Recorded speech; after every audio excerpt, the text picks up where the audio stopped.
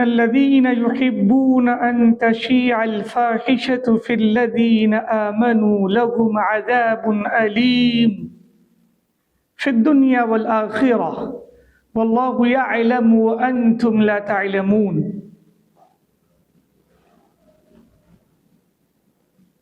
قرآن کریم کی یہ آیت سورہ نور کی آیت ہے،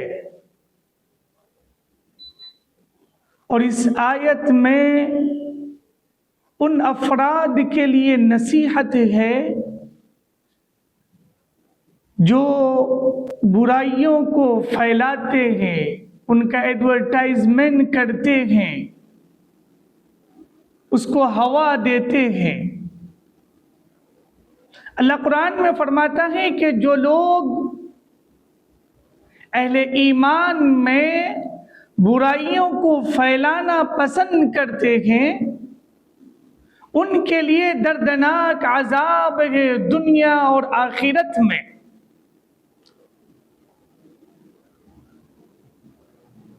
برائیوں میں وہ تمام اقوال و افعال شامل ہیں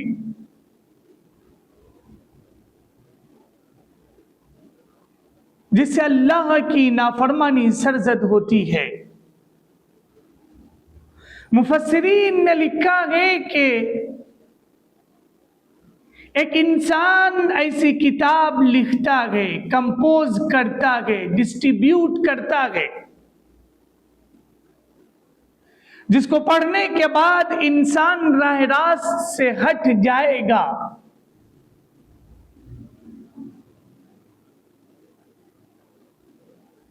وہ بھی انسان برائی کا پھیلانے والا ہے۔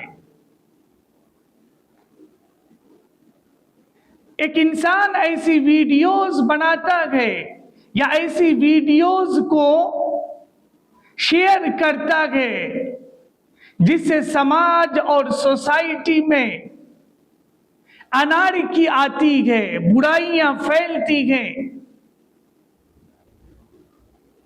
وہ بھی برائی کے پھیلانے والوں میں شامل ہوگا۔ انہی میں وہ بھی گئے کہ آپ اور ہم کسی کے جرم سے واقف ہوئے جو تنہائی میں وہ کوئی گناہ کرتا ہے، اللہ کی نافرمانی کرتا ہے۔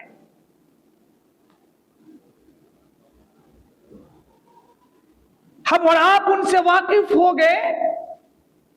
اب واقف ہونے کے بعد ہونا تو یہ چاہیے تھا کہ اس کے گناہ پر پردہ ڈالتے، لیکن پردہ ڈالنے کے بجائے آج ہم اور آپ اس کو ویڈیوز کی شکل دیتے ہیں، اور اپنے فالوورز بڑھانے کی چکر میں اور اپنی لائک اور کمنٹمنٹس کی چکر میں ایسی ویڈیوز کو سوشل میڈیا پر اپلوڈ کرتے ہیں۔ اللہ اور اس کے رسول کی تعلیمات کو فراموش کر بیٹھتے ہیں۔ اللہ کے رسول صلی اللہ علیہ وسلم نے فرمایا کہ من ستر مسلما سترہ اللہ یوم القیامہ، جو مسلمان کسی مسلمان کی برائی کو چھپائے گا، اللہ قیامت کے دن اس کی پردہ پوشی فرمائے گا۔ مسلمان کی عزت و آبرو کی حفاظت کرنا ایمان کا تقاضا ہے۔ مسلمان کی برائیوں کے تجسس میں لگنے سے منع کیا گیا ہے۔ وَلَا تَجَسَّسُوا وَلَا يَغْتَبْ بَعْضُكُمْ بَعْضًا۔ اسی لیے کسی شاعر نے کہا ہے، نہ تھی حال کی جب ہمیں اپنے خبر، رہے دیکھتے اوروں کے عیب و ہنر، پڑی جو اپنی برائیوں پر نظر تو نگاہ میں کوئی برا نہ رہا۔ دنیا کے اندر کون انسان ہے جس سے اللہ کی نافرمانی سرزد نہیں ہو رہی ہے، جس نے اللہ کی نافرمانی نہ کی ہو؟ لیکن انسان جب اپنی غلطیوں سے، اپنی خطاؤں سے نظر پھیر لیتا ہے تو دوسروں کی معمولی غلطی اور دوسروں کی ادنا سی خطا اسے بہت بڑی معلوم ہونے لگتی ہے. وہ انسان بھول جاتا ہے کہ اللہ کے رسول صلی اللہ علیہ وسلم نے فرمایا جو اپنے لیے پسند کرو وہ دوسروں کے لیے پسند کرو.